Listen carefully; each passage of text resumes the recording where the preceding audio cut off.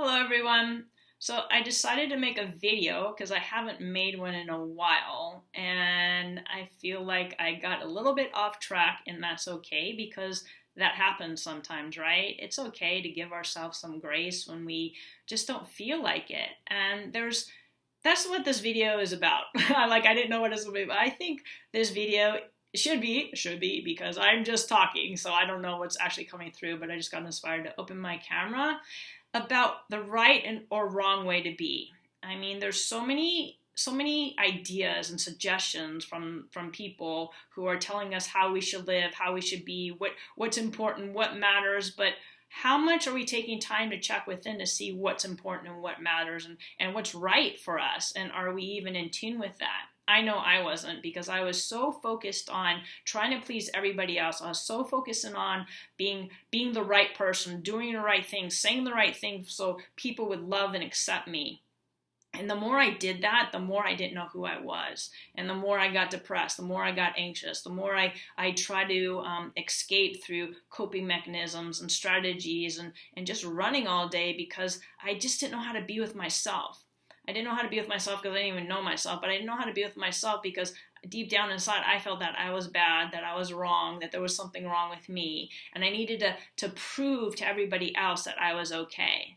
And even when I first started making videos, I was very nervous about trying to do it right, trying to say the right thing.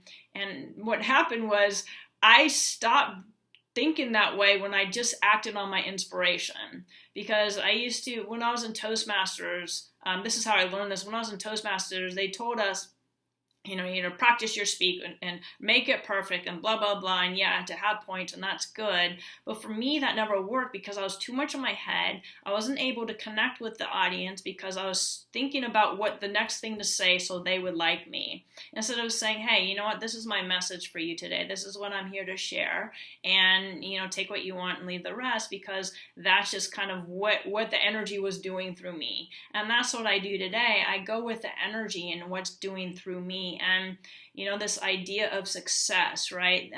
What does success mean to you? Have you ever asked yourself that, or are you going by what everybody else says success means? For me, success means when I am in tune with myself and I'm doing what makes me happy. I'm making videos. When I write books, that makes me happy. When I do any type of writing, that makes me happy. Especially when I'm writing poetry, because it's so not in the intellect. It's more of the emotional energy that flows through me. And for me, this is how I found happiness. I remember the first time I felt happy, like after being depressed and suicidal for so many years, over 23 years of my life. And one day I was walking down the street and all of a sudden I was happy. And I didn't realize that it was because I was connected to myself. I'm like, nothing's changed in my life. I wasn't in a relationship. My business wasn't flourishing like everybody thinks you need to be happy. I didn't have $1 trillion, all those things that people think they need to be happy. I was just happy. And, sure, I have days of sadness. Sure, I have days of anger. Sure, I have days of pain. But it's nothing like it used to be. I mean, I lived in that energy.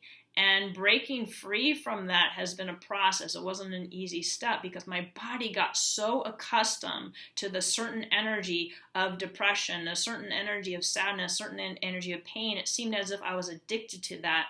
So anytime I would get happy, my body would pull me back to those feelings. And because it was just so familiar. And I remember one time I was watching a video and they were talking about how the body goes into homeostasis. And homeostasis means it gets used to a certain way of being.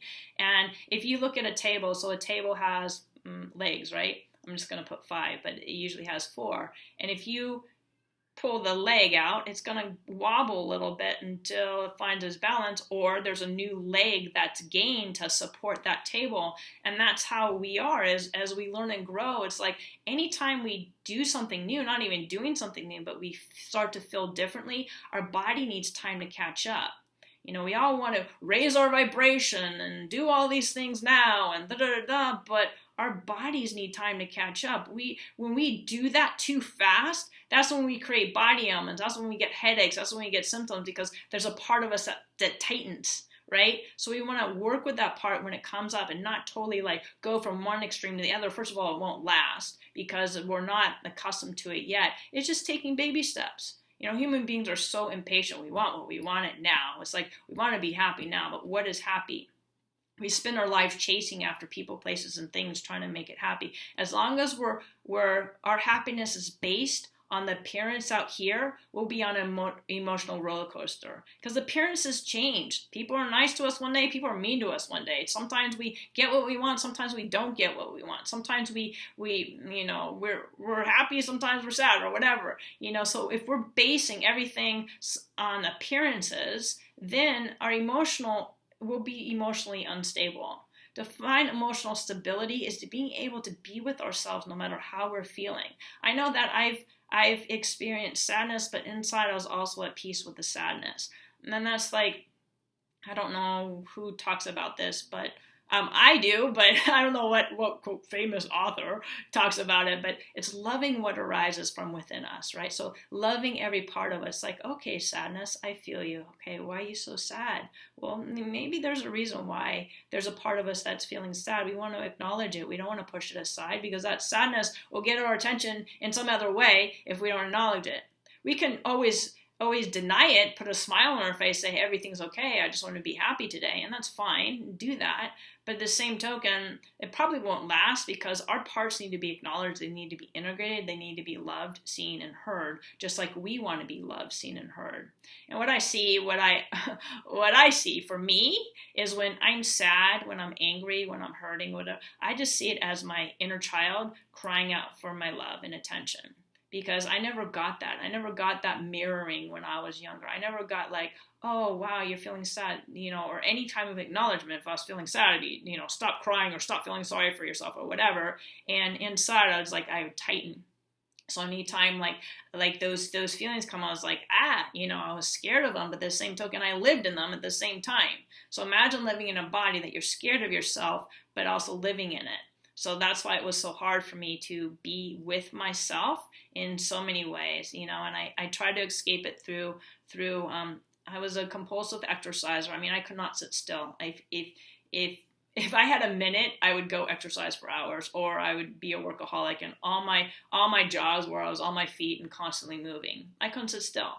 And I really burned my system out. I got really tired eventually, and it was really hard. It took a toll on me. And if you're struggling with any of these things that I'm talking about, please be gentle with yourself because this is a process. Everything in life that we've already conditioned ourselves to be, everything that we do, everything that we feel, they're all conditioned responses and they happen automatically. So deconditioning ourselves is being more gentle with ourselves, being kind with ourselves, knowing that, hey, you know what? It's okay that I feel sad today. We don't want to wallow in it, but at the same token, acknowledge that sadness. Let it come up. Breathe with it. Allow it to be there. It's like, okay, sadness, I feel you. Because if what we resist persists, then even if we don't feel it, it gets pushed down, right? How we start to heal is allowing that stuff to come up. It's okay. I feel you. I got you. It's okay. Yeah, I got you. I know this is hard right now. It's like we can go into inventory. What do you believe in is true? Where is this coming from? Where is this deep pain coming from? I know that a lot of times we think it's about the surface stuff, but it's not. We think about it's that person in our life today, but it's not. It's about the deeper stuff that's been stored inside for so long. It just needs a space to breathe. It needs a space to speak. It needs a space to be loved on. That's my whole thing is living in the loving. It's about loving all parts of our being, and that's how we integrate them. That's how we say, hey, you know what? The part that sabotage, there is no sabotage. Every part is serving. So if we see it as sabotage, find out what this part needs. Maybe it doesn't want to really do what we're forcing it to do. Have you ever been forced to do something? It's like, you want to put the brakes on, right? So maybe a part of us is speaking to us. Maybe it's our inner wisdom saying, hey, you know what? This isn't the right path for you. You're trying too hard to do it everybody else's way. Take a deep breath, step back. Notice what self-sabotage wants to say. This part that's sabotaging. Close your eyes, feel it. Where does it live in my body? Right here. Actually, right here. Oh, wow. Okay, now that's black. Oh, wow, that's dark. Breathe with it. When did you first come into my life? You'll start to things will start to come to your memory from where you learned these things, or what this part, give this part a voice. Oh, what are you feeling? This isn't right for me. Why? Are you just afraid? What's going on? Oh yeah, I'm afraid. Why are you afraid? Have that dialogue with these parts of you. That's how you understand what's going on internally. That's how you make peace with yourself. That's how you integrate. That's how you feel more peace inside. You are beautiful. You are worth being seen, heard, loved, and acknowledged. All parts of you. It's like we want people out there to do it, but are we doing it for ourselves? And this is where the compassion comes in. This is where the this understanding, instead of pushing through and mindset work and trying to for what? For what are you really trying to gain? Think about it. So in the long run, what you're doing is putting a lot of stress on the body, which isn't healthy for us, right? So in the long run, if I learn to love myself along the way, if I take each part by the hand and say, hey, you know what, I got you, D2. Actually, for me, I bring each part into my heart and I hold it there in the space of love. When I go through challenges, when I feel sad or hurt, I take my time, I come here in my office and I sit with that part and I hold it in the love. And I let it have its emotions. I let it cry, I let it do whatever. Sometimes I throw tantrums. And that's okay. That energy needs to be released, right? So if we just keep it inside, say I shouldn't be angry, I shouldn't be sad, and we just hold it inside, that's what creates havoc inside. That's what creates inner conflict. That's what creates these ideas of self-sabotage and, quote, ideas of limiting beliefs.